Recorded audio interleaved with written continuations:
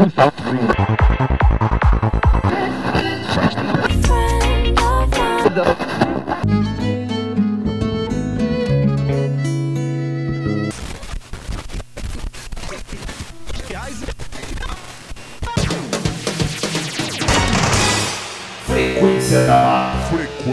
da Mata.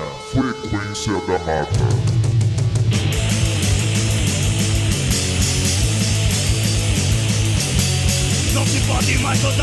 Bom dia, boa tarde, boa noite, boa madrugada.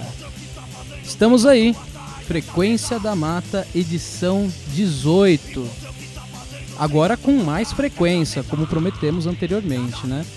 Nessa edição, ela estará recheada, creio eu, com as melhores entrevistas que já fiz. Jair, ex-Ludovic, e o Leco, diretor de teatro, um amigo fantástico também.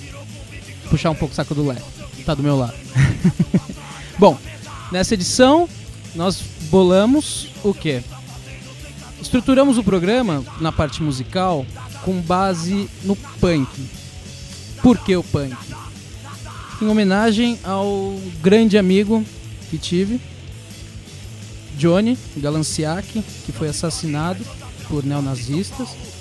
E eu estruturei as músicas do programa baseado no que ele gostava e em pessoas, bandas que também contém pessoas que estavam ao lado dele no dia. Então, primeiramente, vamos escutar o quê? Juventude Maldita, Nós Vamos Resistir. Essa música do Juventude, ela fala muito do momento pós-ataque skin lá, dos neonazistas. Bom, o Juventude ele começou em 97 com Demente, Japonês e Ricardinho, né? Começaram com uma proposta muito bacana de punk rock, atrelado com hardcore, com uma linha bem agressiva e uma linha bem política, uma linha, uma tangente anarquista muito forte no Juventude. Então isso rolou muito bem e eles levantam a bandeira antifa, levantam a bandeira anarquista. Então, Juventude Maldita, Nós Vamos Resistir. Essa é a primeira música. Posteriormente, Garotos Podres, com a música Johnny. Que o Garotos acho que não tem muito o que falar sobre o Garotos. Ele começou no ABC, muitos confundiram achando que os caras eram neonazistas, o Mal é puta de um socialista, ama Fidel Castro e tudo, mas o Garotos começou lá em 82 no ABC, fizeram muitos shows, teve muita briga, inclusive o primeiro show dele, eu acho muito deles, né, eu acho importante destacar, que foi no fundo de greve dos metalúrgicos do ABC, com aquele boom das greves do ABC, né, e posteriormente o Garotos foi indo, e essa música Johnny foi a primeira música censurada do Garotos, então eu acho importante colocá-la ela, não só em si pela questão musical dela estar presente, mas pelo Johnny, porque essa letra ela cita em um momento, eu conheci Johnny, o cara mais punk que eu já conheci, e isso demonstra muito pra mim, porque uma pessoa que morre fazendo uma coisa, assim, o pessoal pode julgar, falar, ele deveria morrer, ele deveria fazer não sei o que, não. Ele tava lá porque ele acreditava nisso. Eu não tô aqui pra fazer apologia à violência nem nada, mas essa música é uma homenagem apenas pra ele mesmo. Posteriormente, vamos escutar o que? The Exploited, Punks Not Dead. The Exploited, escocês, creio que da leva do Reino Unido, ele tenha sido o mais com expressão musical do fundo underground, do fundo do HC punk, posterior ao Sex Pistols. Então o The Exploited tem alguma presença muito forte e eu creio que eles são uma boa expressão de uma modificação do punk pro death metal. O Exploited conseguiu mesclar tudo isso, conseguiu um amadurecimento musical, apesar de muitos punks não gostarem depois, mas eu continuo admirando o The Exploited bastante. E o nosso background de hoje foi escolhido a dedo demais, cara. Olho Seco, Botas, Fuzis e Capacetes. Olho Seco acho que também despreza, sei lá, não dá, tem muito o que falar do Olho Seco. uma das primeiras bandas punks do Brasil, lá em 1980, com o Fábio, com a loja na Galeria The Control. Ele estruturou tudo uma concepção através do Olho Seco, uma concepção crítica também. E eu coloquei esse primeiro álbum do Olho Seco porque também eu escolhi extremamente as três músicas e o background. Por quê? Porque o Johnny gostava. E é isso. A gente vai escutar essas 3 músicas. Eu não quero passar nada como uma questão muito dramática e tudo, porque não tem necessidade. Mas eu quero fazer essa homenagem. Eu espero que vocês gostem desse programa. Logo mais vai vir a entrevista com o Jair, posteriormente do Leco. E esse é o nosso Frequência da Mata, nossa edição 18, e espero que vocês gostem. Frequência da Mata.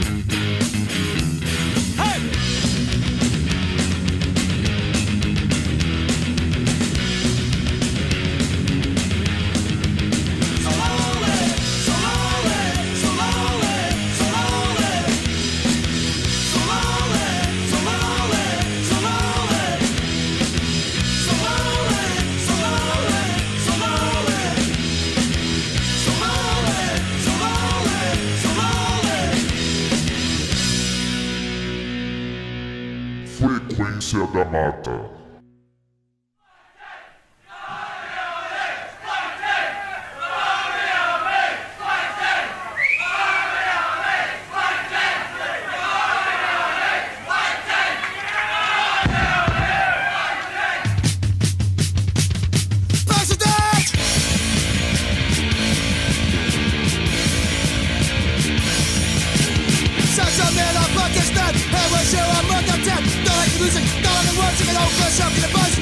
Posso ter não, posso ter não, posso ter não.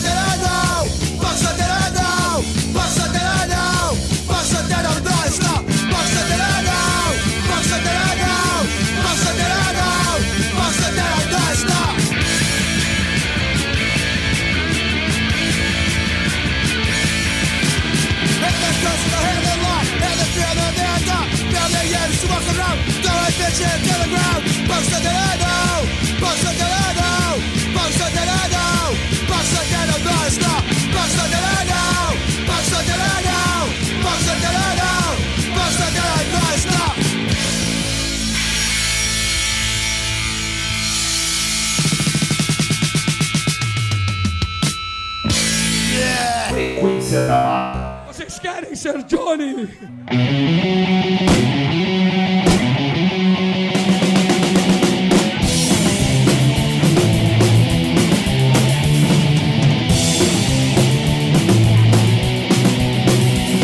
Eu conheci Johnny o Desoneiro.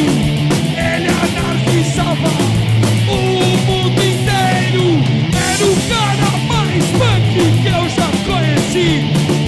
Ele agitava como eu nunca vi. Toda a polícia de Londres dele estava atrás, pelo espancamento de um pobre rapaz. Todo mundo queria pôr os pescoços em laço pelo estupro de uma mina capaz.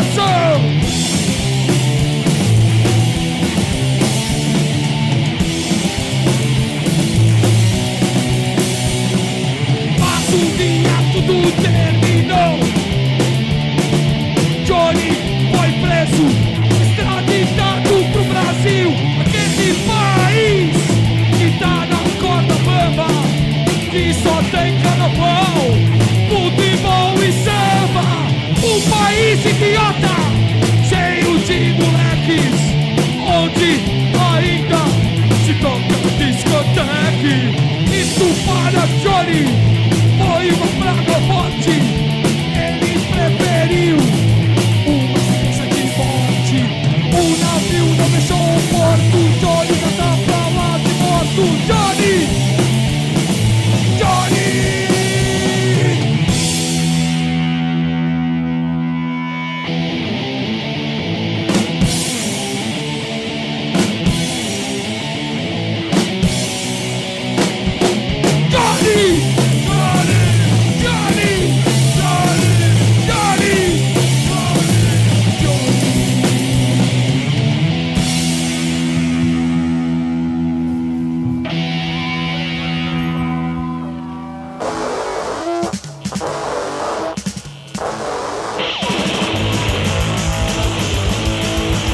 Estamos de volta, Frequência da Mata, edição 18.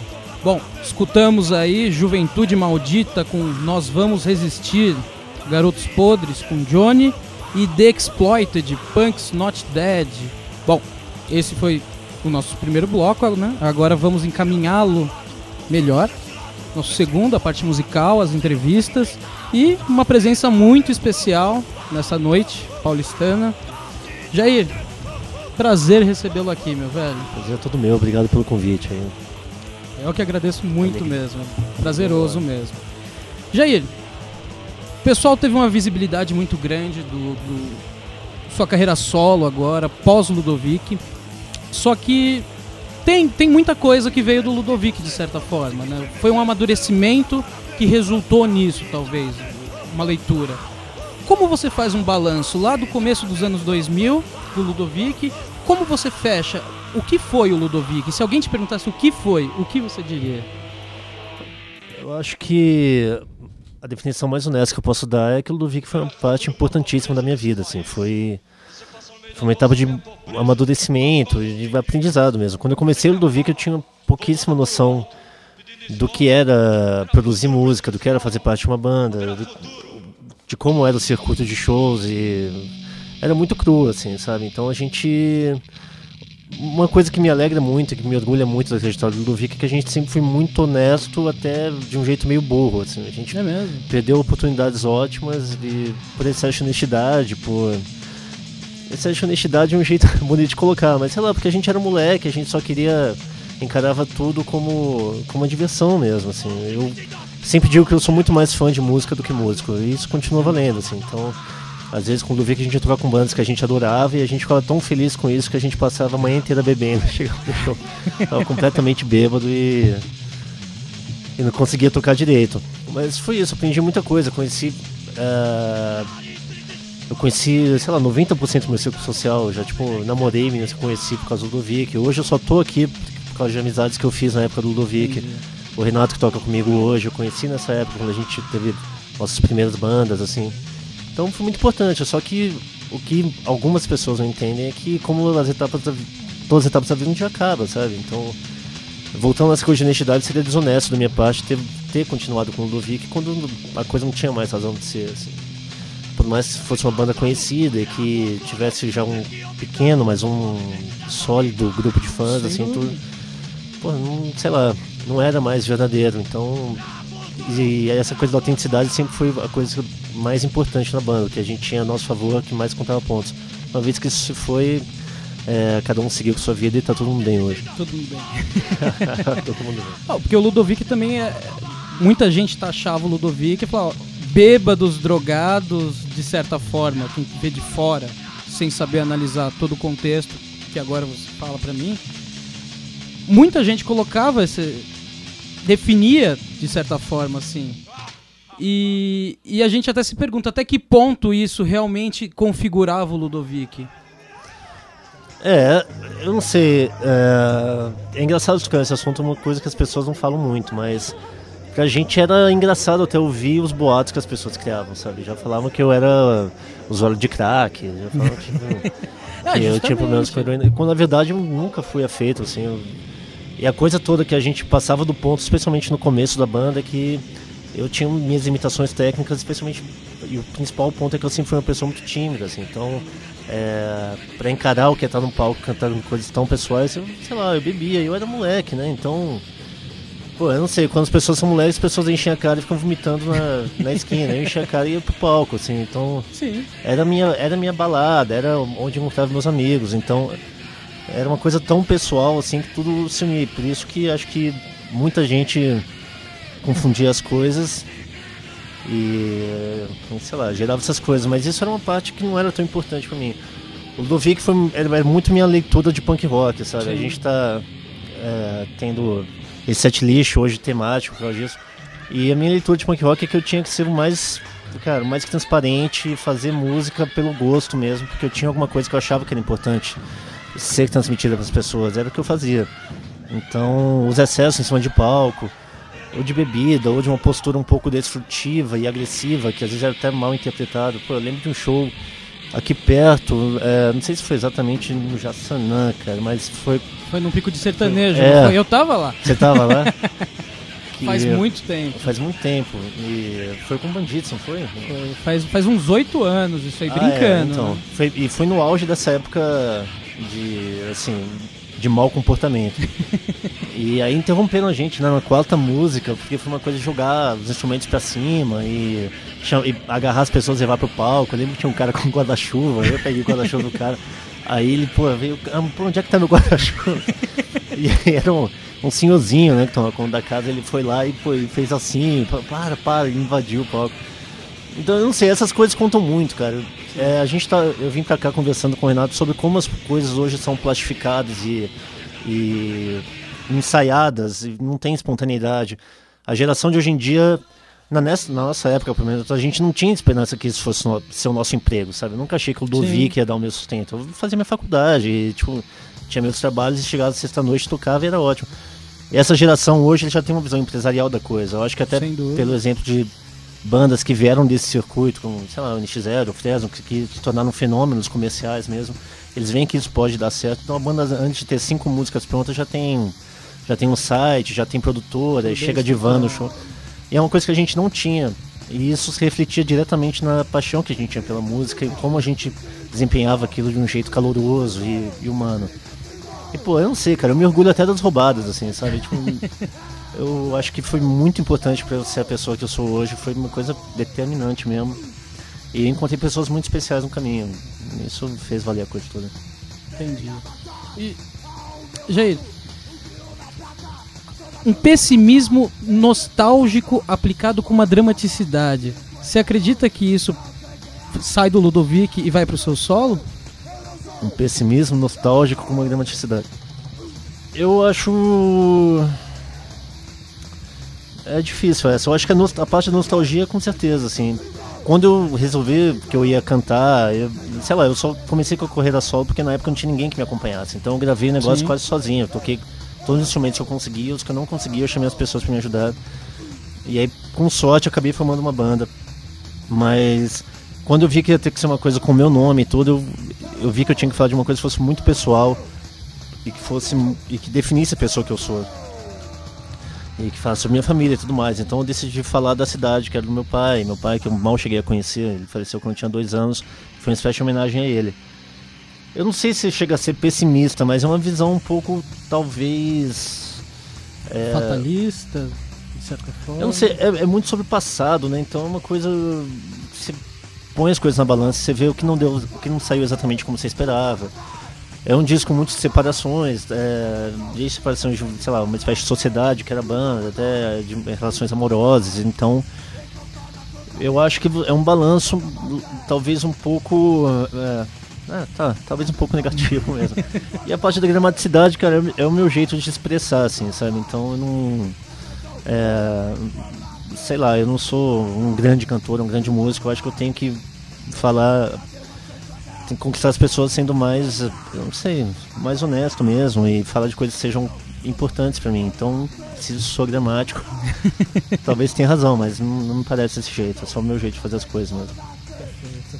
Bom, um outro ponto que também a gente analisou aqui, que eu tentei fazer um balanço e que eu achei que tem uma pegada em você, no solo agora, que eu queria descobrir vindo de ti.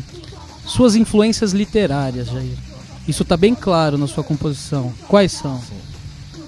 É difícil falar, é tão difícil quando fala de influências musicais, assim. Eu só criei coragem pra tocar, pra fazer minhas músicas, porque eu achei que o que eu escrevia, sempre gostei muito de escrever, o que eu escrevia funcionava melhor como letra de música, assim.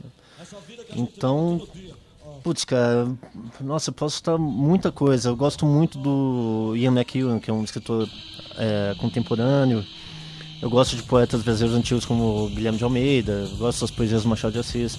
Eu não gosto muito de falar disso porque parece um pouco metido a besta, sabe? Assim, porque percebe-se um direcionamento na sua composição, percebe-se que tem um recanto literário ali, por isso que eu... Não, eu fico feliz que você tenha notado e eu fico feliz de ter esse espaço para falar isso. Porque esse ambiente de rock ou de música... desse tipo de música que eu faço é uma coisa muito... Eu não sei, não é muito compatível com literatura pra maior parte das pessoas. E é justamente isso que me chamou a atenção. É essa forma de compor que tem essa veia literária. Eu achei muito, muito fantástico. Sim, não, o texto é muito importante pra mim. O texto é importantíssimo. Eu sei lá, eu gosto de bandas em que os músicos toquem mal, mas tem uma letra boa, mas não gostam de músicas que, sei lá, os músicos sejam excelentes e as letras não me dizem muita coisa, sabe? Acho que foi muito pelo poder da palavra que eu me interessei por isso e quis dar esse rumo pra minha vida. Perfeito. O álbum Araguari, né, que lançou em 2010, teve uma ótima aceitação. Você acredita, a que se deva essa boa aceitação que a mídia e o público teve? Desse álbum, especificamente, né? Putz, eu tenho muita dificuldade de falar disso porque eu tô inserido completamente, sabe? Então eu não sei como as pessoas enxergam, mesmo quando perguntam o que mudou do Ludovic pra agora. Pô, é difícil porque sou eu ainda, sabe? É a pessoa que eu sou hoje em dia e, sei lá, eu não consigo avaliar muito. Pra mim foi muito surpreendente, cara. Foi uma coisa meio até... Quando eu tava fazendo o disco, eu imaginava, pô, é um disco que tem um nome de uma cidade do interior, tipo, desconhecidíssima, sabe? O que as pessoas vão enxergar nisso? Mas eu fiz muito pra me livrar de uma coisa, de uma dívida que eu imaginava ter comigo mesmo. Entendi. E, cara, eu acho que... Mais uma vez eu volto, sei que eu tô batendo muito nisso, mas... Sei lá, a gente tá ouvindo o Olho Seco, por que o Olho Seco é lembrado até hoje em dia? Porque, pô, eles viviam aquilo, sabe? E esse disco eu vivi muito mesmo, assim. Então, eu consigo imaginar que seja isso.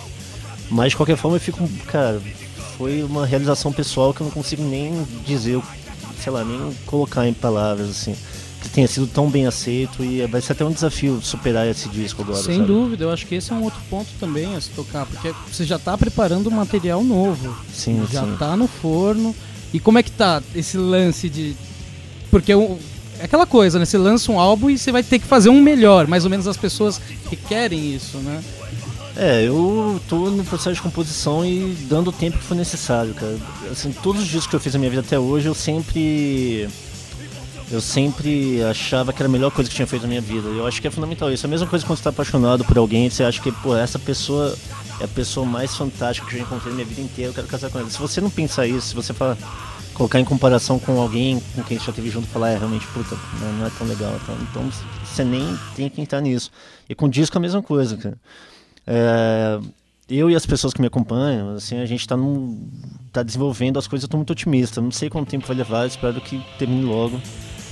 Mas já vai ser um pouco diferente da Araguari, assim, já vai ter mais características deles mesmo, sabe? Dos músicos que te acompanham em Sim, si. que vai ser uma coisa mais coletiva, isso já é perceptível daí já. É porque tem Um Passo por Vez, né?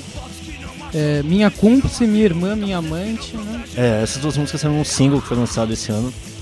Que já dá pra sentir o gosto. Né? Eu nem sei se essas vão entrar no disco, cara. Talvez um passo por vez, assim. A outra foi mais um lado B mesmo, uma coisa que a gente tinha escondido, tipo, vamos colocar aí, vamos desovar, né? Mas... já é uma coisa pra fazer uma transição mesmo, do Araguari pro que vai ser o trabalho aqui pra frente. Perfeito. Jair, como você enxerga a cena underground hoje? Como você vê a molecada que tá com banda nova? Porque você colocou uma coisa muito interessante no começo da nossa entrevista.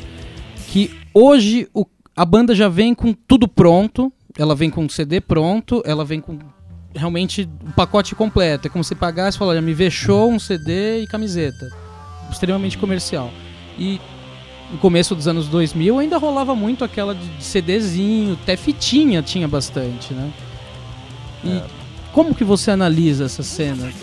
Eu acho que a gente pode até analisar para um aspecto maior, como as pessoas consomem música hoje em dia, sabe? Eu não sei, eu tenho lembrança de quando eu comecei a lidar com música, era dificílimo você conseguir um disco, sei lá, um disco clássico. A primeira vez que eu peguei o In Utero do Nirvana, por exemplo, assim, eu achei horroroso, falei, cara, vou devolver isso. Só que eu não consegui, então eu fiquei com aquilo por meses e anos na minha coleção, até que eu dei nova chance e aquilo acabou mudando minha vida, sabe? Assim, e determinou as pessoas com quem eu ia tocar, o círculo social que eu ia frequentar, etc. Hoje em dia você baixa um disco, você não gosta da primeira audição, você apaga e você nunca mais ouve. E esse é um ponto, cara. Eu agora analisando as bandas novas, eu acho que falta as coisas da paixão mesmo, assim. Tem uma visão de postura, com o que você tem que fazer, em qual lugar você tem que tocar e tudo mais. Tá tudo muito mapeado, assim. Mas quando, cara, as bandas underground que eu gosto, eu paro pra pensar, são quase todas de pessoas da minha idade, sei lá, bandas novas de músicos que eram de outras bandas e tudo mais.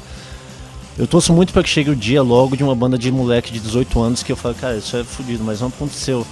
Então, isso eu acho preocupante, assim, eu não sei como vai ser. De resto, ainda tem muita coisa pra ser melhorada, sabe? Tipo, é pouquíssimo rentável, assim. Extremamente. Tipo, eu não conheço, cara, de todas as bandas com quem eu já convivi, tem uma ou duas que largaram seus empregos pra viver de música e vivem muito mal e tem que tocar cover e... Em casamento.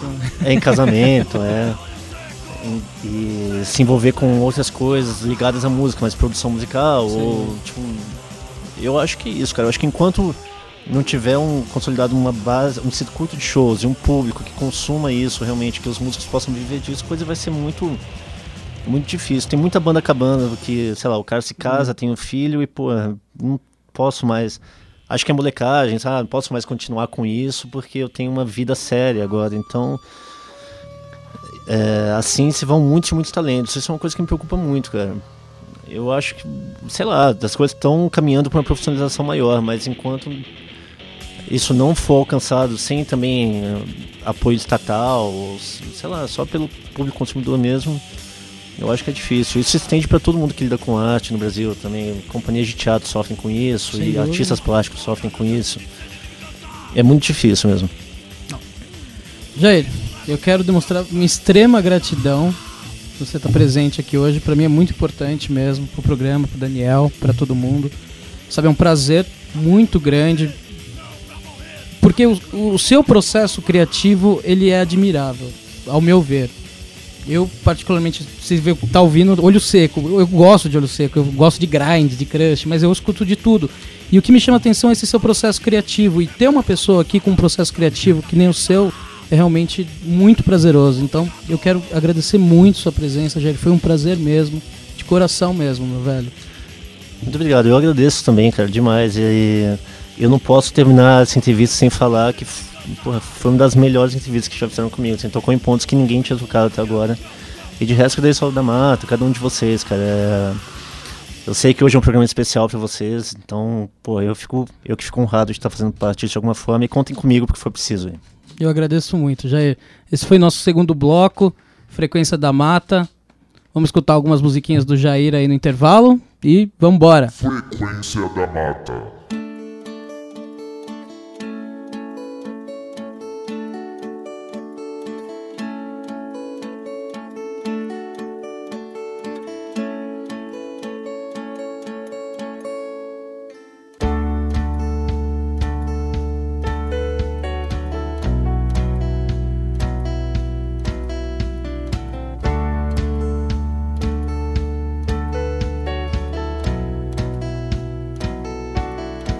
Pra quem é pouco mais que a soma de incontáveis hematomas adquiridos ao longo de um percurso errático, sobre escombros é bom dar um passo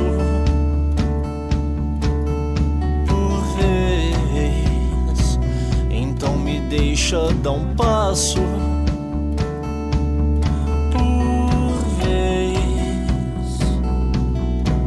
pelas minhas contas. Faz 7 anos que eu e meu irmão não nos falamos, por orgulho infantil de ambas as partes.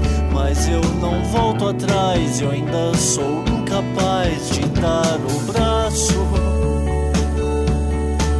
a torcer.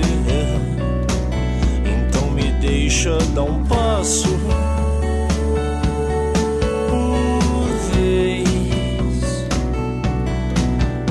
Quase nunca me apaixono, não é assim que eu funciono. É tão raro eu achar alguém de quem eu goste, mas eis que surgiu você, justamente você. É bom dar um passo por vez, então me deixa dar um passo.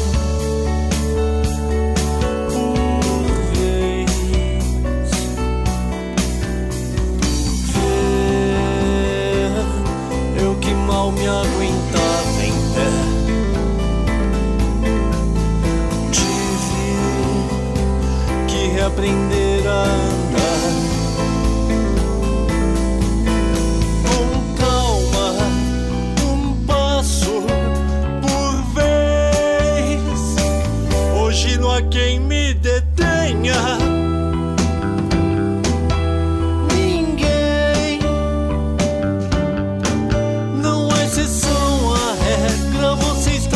certa ao se proteger de mim.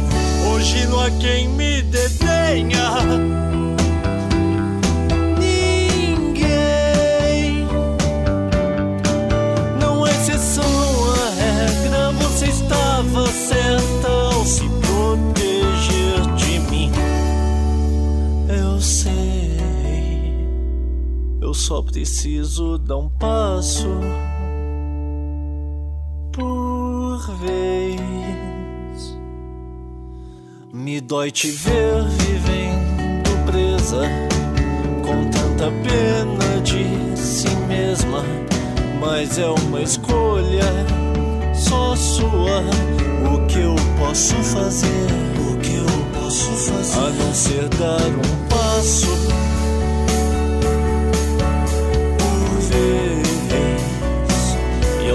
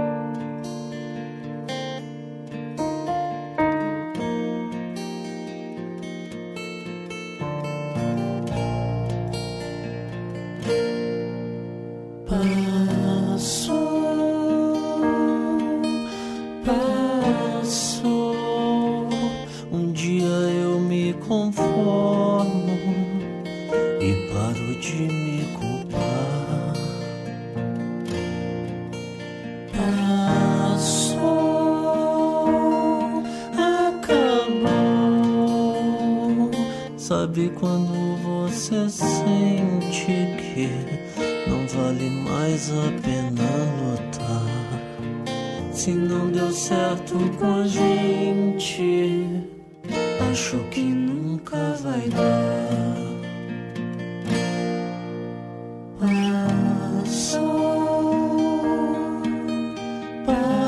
Passou, um dia eu me acostumo e paro de te importunar. Passou, acabou. Sabe quando você sente que não vale mais a pena lutar? Se não deu certo com a gente, acho que nunca vai dar.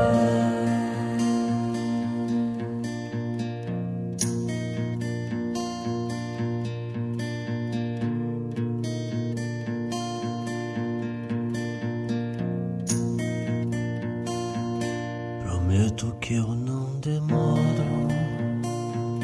Quando eu estiver pronto eu te aviso. Se bem que eu não me incomodo, pode ir agora que eu já não ligo. Só vê se não esqueceu nada e vê se não volta mais. Enquanto eu não me recobro, enquanto eu não estiver bem em paz.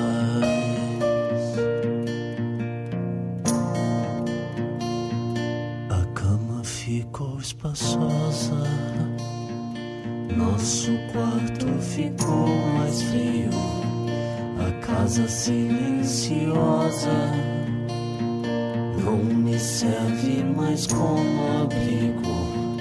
E foi consensual, nós nem sequer discutimos, tudo tão civilizado, nem parecia comigo.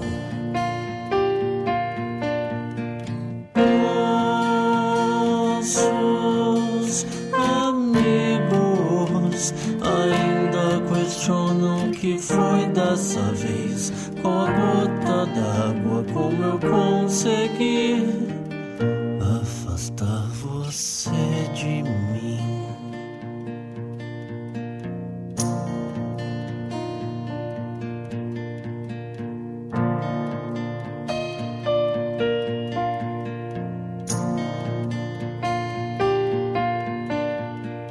Deve haver em tudo isso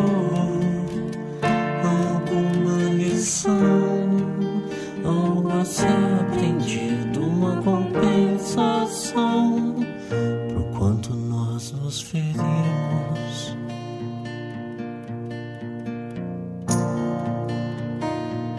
Pro quanto nós nos ferimos.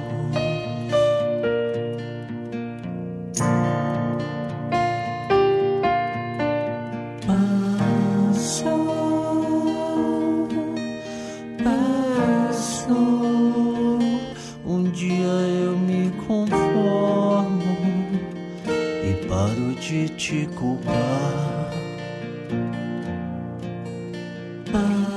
Passou, acabou.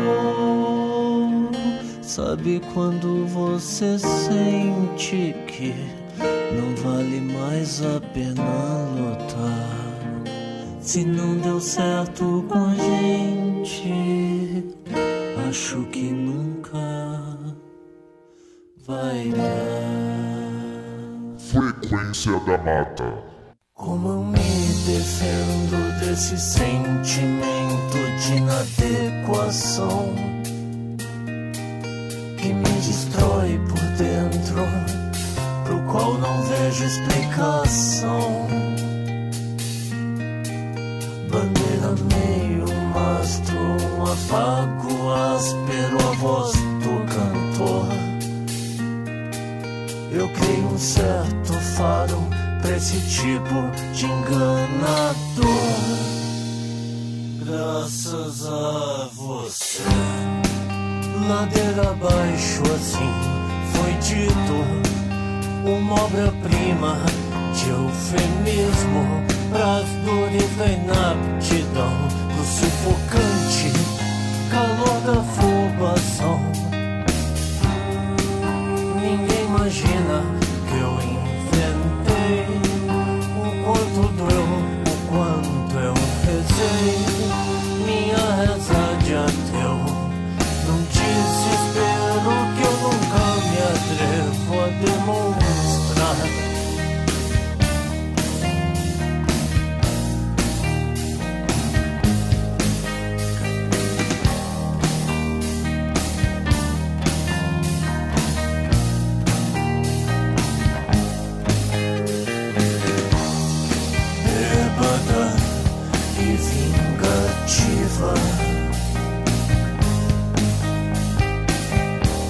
O amor como eu o conhecia, de peito estufado, cheia de si, cantando em copos por aí, na madrugada eterna e ardente que te deixou toda em carne viva.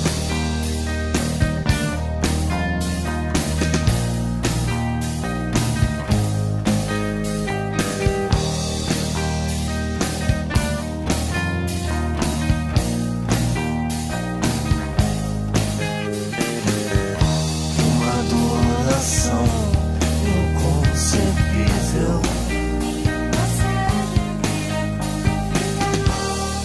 todo amor que me é possível, recolhido, quieto, em si mesmado, meu refém conformado, imperturbável, na madrugada eterna e ardente que me deixou todo em carne viva.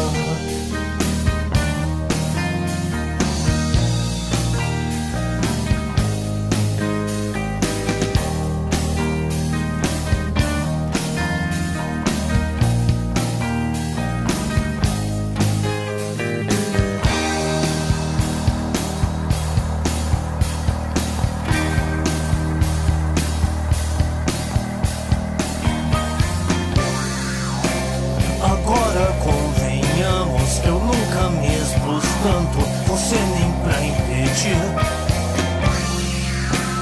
Com todo esse alvoroço, eu só engoli meu almoço, não senti gosto algum. A torneira que eu esqueci, aberta não tardou a inundar todo o prédio.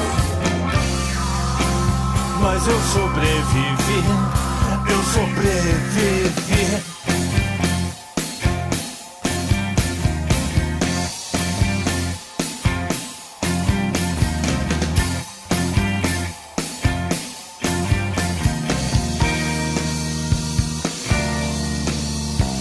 O tempo que a gente passou aqui morando de favor nos tornou parte da mobília sem valor, na percepção pobre e turva daquele que nos abrigou.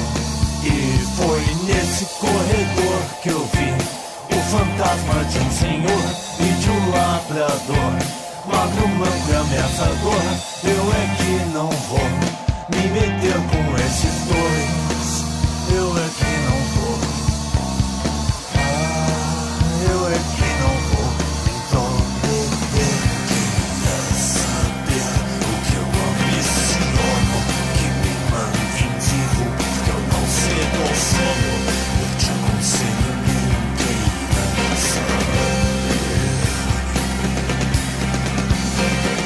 Assim que os meus dias de vândalo terminarem,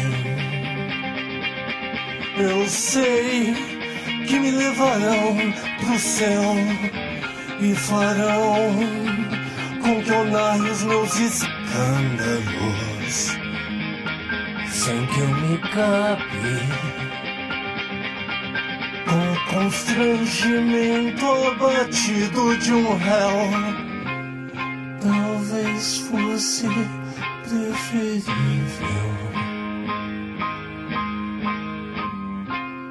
que eu nunca tivesse saído de onde eu nasci, de Araguari. Haverá futuro para a pobreza desse país. Você passa no meio da rua, só vê a pobreza com as mãos estendidas, sempre a palma voltada para o alto, pedindo esmola. Haverá futuro para esse pessoal? Haverá futuro? Salve! Voltamos aí, Frequência da Mata, edição 18, porra! Bom, como no último programa já fizemos, nesse manteremos nosso direcionamento em tentar alocar, acho que esse seria o termo, um direcionamento mais social para o programa, saindo só do contexto musical. E nessa edição terei o prazer de receber aqui Leco, super gato hoje. Opa, obrigado, boa Leco, noite. Prazer receber Prazer. mesmo, viu? Ter aceitado o convite. Prazer é todo meu, prazer é todo meu. Leco, hoje você é diretor de um coletivo de teatro, se é que eu posso definir assim, né? Os Súditos.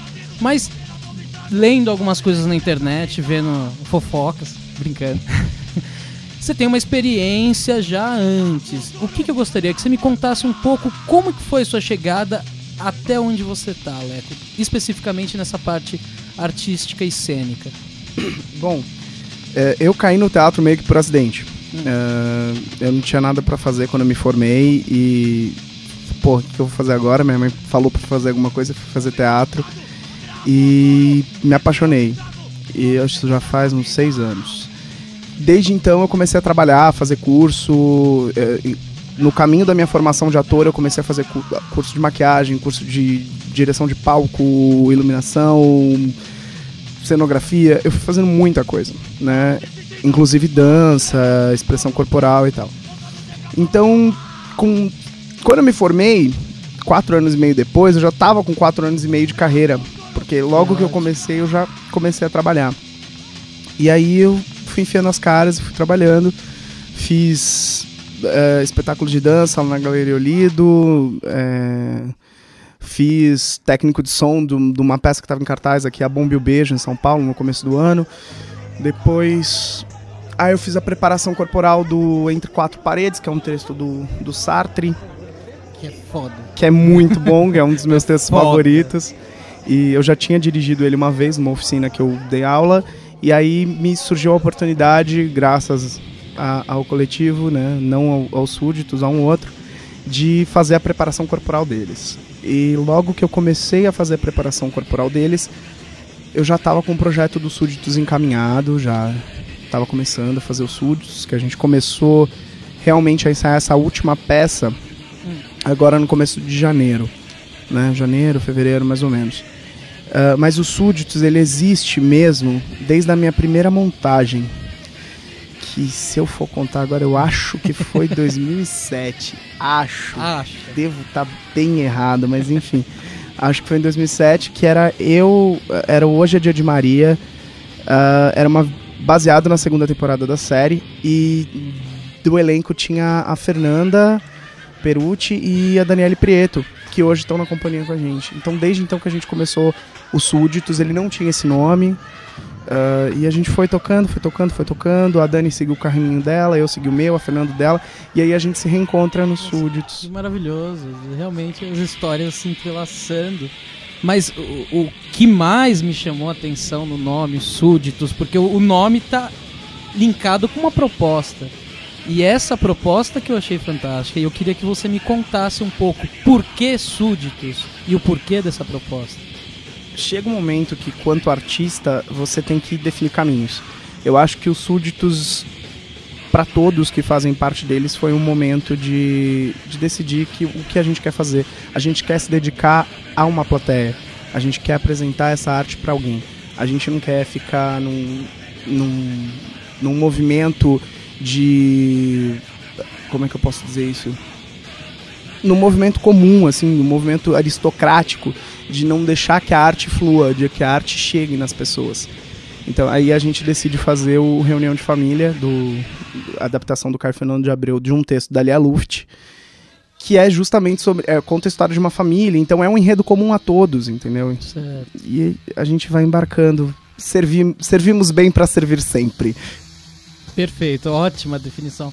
Porque é uma concepção que sai do cunho mercadológico em si, né? De você fazer aquilo para vender especificamente, né? Você se posiciona pro público, queira ele, sabe, vai dele, vai vir um feeling, né? Exatamente isso. Eu acho que uma das principais propostas é isso. A gente apresenta. É isso que você quer ver? É isso que a gente tem para oferecer. Vamos lá. E o que vocês têm feito ultimamente? Quais são os trabalhos que estão sendo desenvolvidos?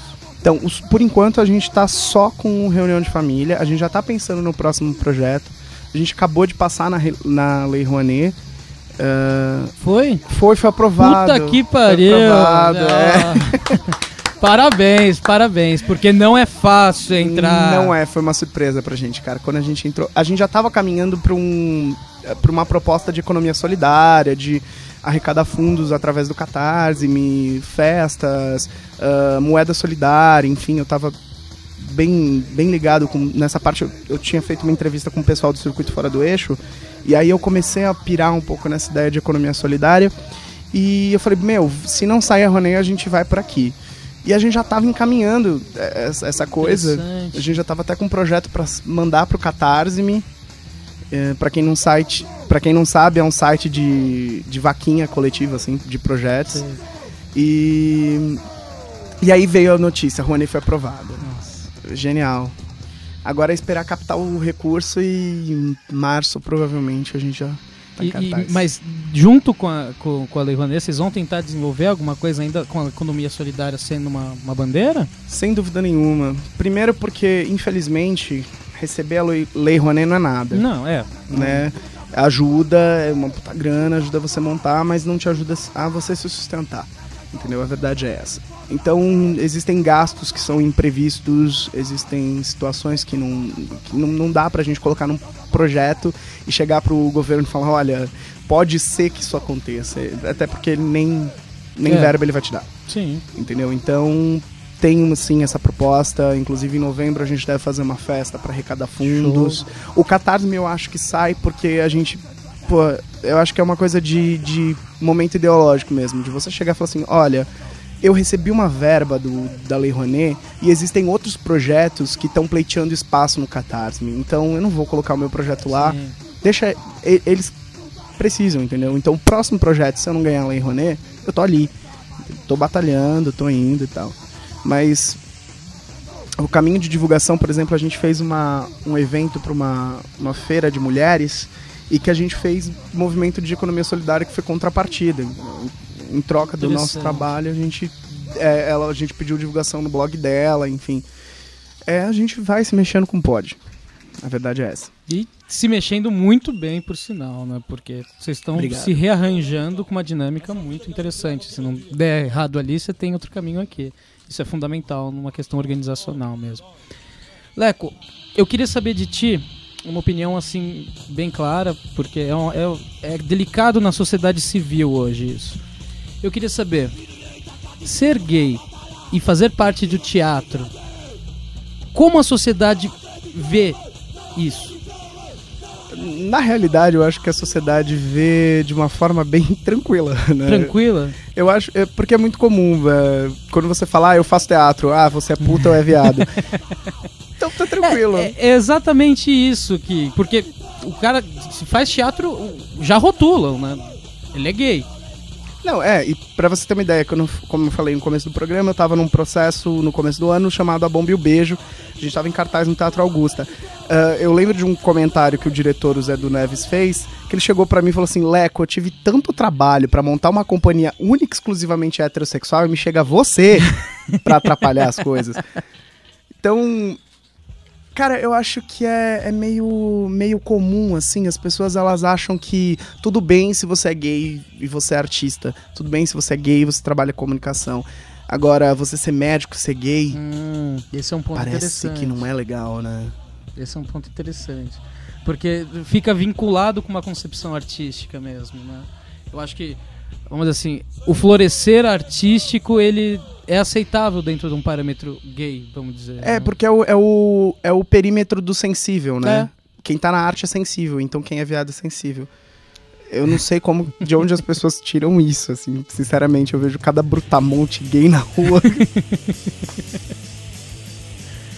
Leco, eu quero dizer, realmente, do fundo do meu coração, que é um prazer enorme estar contigo aqui hoje, sabe?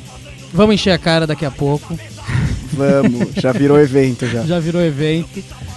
E, sabe, o que você tiver de divulgação, que precisar que a gente faça aqui, eu quero que você saiba isso ao vivo mesmo, que as portas estão abertas. O que você quiser divulgar aqui dentro do Frequência, pode ficar tranquilo que você vai ter um apoio. Obrigado. Porque o seu trabalho é fundamental. Ele está estruturado, sabe, ao meu ver, com parâmetros realmente libertários, sabe, não tenho nem palavras pra mim, porque é interessante você ver. Tudo bem, na parte artística a gente analisa, tem até muita gente que faz, de certa forma, algo parecido. Mas não é comum. Não é comum uma pessoa que está ouvindo esse podcast agora saber o que é uma economia solidária, saber o que é desenvolver, saber o que é correr atrás de uma Rouanet e ter essa proposta de súditos do público. Isso soa muito forte, então por isso que eu afirmo novamente, Leco. É um prazer muito grande você aqui nesse programa. As portas estão abertas e agora eu libero o microfone para ti. Fique à vontade. Poxa, primeiro, muito obrigado. Tô bem envergonhado agora. Bom, eu acho que para mim, enquanto representante do súdito, estar no Frequência é muito importante. Primeiro porque eu sou da Zona Leste, mas fui criado na Zona Norte. Minha adolescência inteira praticamente foi passada no Jaçanã. Então tá aqui com amigos, fazendo parte da história e deixando com que vocês façam parte da nossa história. Então é uma troca muito bonita e muito válida. Eu acho que o caminho é esse. Sem dúvida. Obrigado mesmo, viu? Obrigado a você. Bom, esse foi o nosso Frequência da Mata nessa edição 18, né? Jair e Leco completaram a nossa parte musical em homenagem ao Johnny. E esse foi a nossa edição 18, perdão. Não tenho nem mais muito o que falar, porque ela já foi rica em si só por avaliar o trabalho de cada entrevistado aqui. Então, desejo-lhes boa noite, bom dia, boa tarde, boa madrugada. Esse foi o Frequência da Mata. Beijo para todos os súditos da cidade.